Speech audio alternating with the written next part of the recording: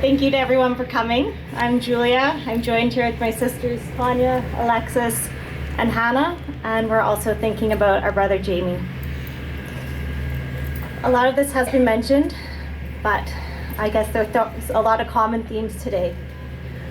My dad loved family, community, medicine, sports, adventure, his Sioux Narrows cottage, golden retrievers, wooden boats, sobs and Austin Healys, bagpipes, sarcasm and jokes, hand-knit wool socks and Birkenstock sandals. My dad loved to read. Some of my favorite memories of my dad were weekend mornings spent sleeping in and reading books to each other. Chapter by chapter, we traded off reading out loud. Entire series from Little House on the Prairie and The Lion, the Witch, and the Wardrobe to The Hardy Boys and Tom Sawyer. This instilled in me a lifelong love of reading. In the Beveridge family, the best gift you can give is a good book. Of course, you need to pre-read it to ensure it is worth recommending. My dad was a supporter of my independence.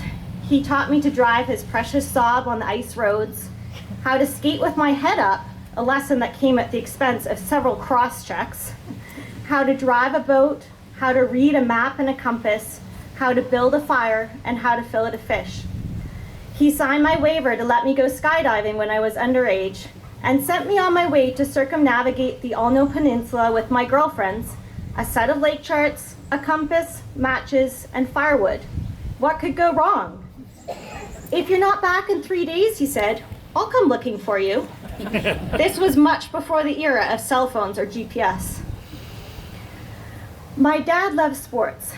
In high school and university, he played varsity hockey and football. He later went on to enjoy squash and master swimming. I think the latter a sport that we could do together in the mornings before work and school.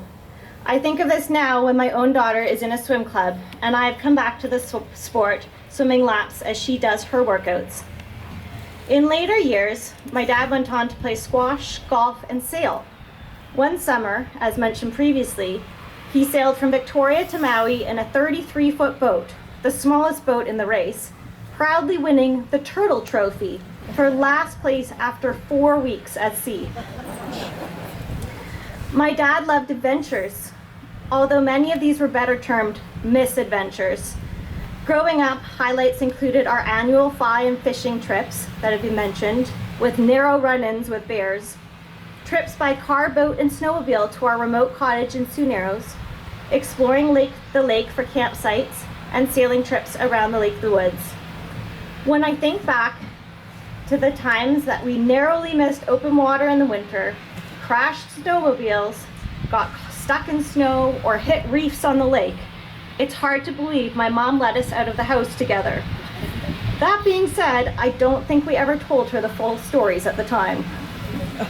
We sailed together in an annual race to Warroad, Minnesota in our 26-foot McGregor sailboat and counted ourselves lucky to reach the finish line in one piece, as the Beverengers can attest to. After graduating and moving away from home, my dad met me in the Arctic, where I was doing research for the Department of Fisheries and Oceans. Somehow, he managed to get him stuck in the Arctic mud for several hours and wasn't sure he was going to be able to get himself out. We visited war memorials in France, where we got geographically confused, but certainly not lost. We traveled in Turkey, where during a bet to see who could swim in all of the world's oceans, I had to rescue him from the icy waters of the Black Sea. My dad loved humor. With his dry and sarcastic wit, he was never without a joke and would often mail me and later email his favorite cartoons from the newspaper. He spent hours poring over humorous cards at the drugstore, carefully selecting each one for the appropriate person and occasion. He was known for his surprise appearances at birthday parties. You never knew when he might show up to grace you with a rendition of Happy Birthday on the bagpipes, a memory that many of us have had. This was one of the 2 songs in his repertoire. He took great pride in trying to trick us each year on April 1st, a tradition that I have tried to keep going. You can ask my daughter how her class liked the surprise chocolate-covered vegetables I sent to school with her this year. My dad loved to teach. Over the years, he had many medical students, residents, nurse practitioners, midwives, and allied health professionals that he would teach both formally and informally.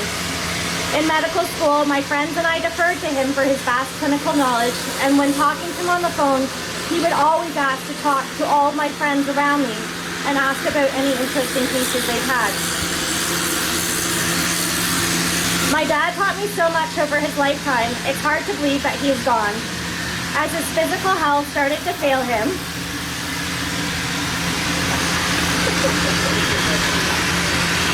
and our misadventures became few and far between, we stayed connected through his medicine.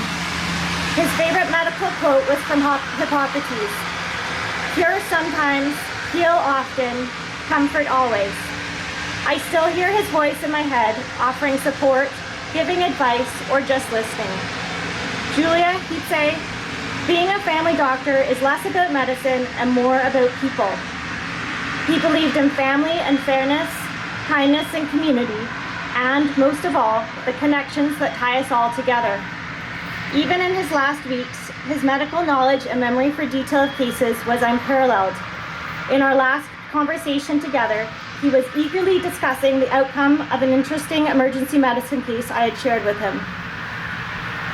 I'd like to leave you today with some words of advice that my dad gave me several decades ago, scrawled on a snail mail card and sent to me at university.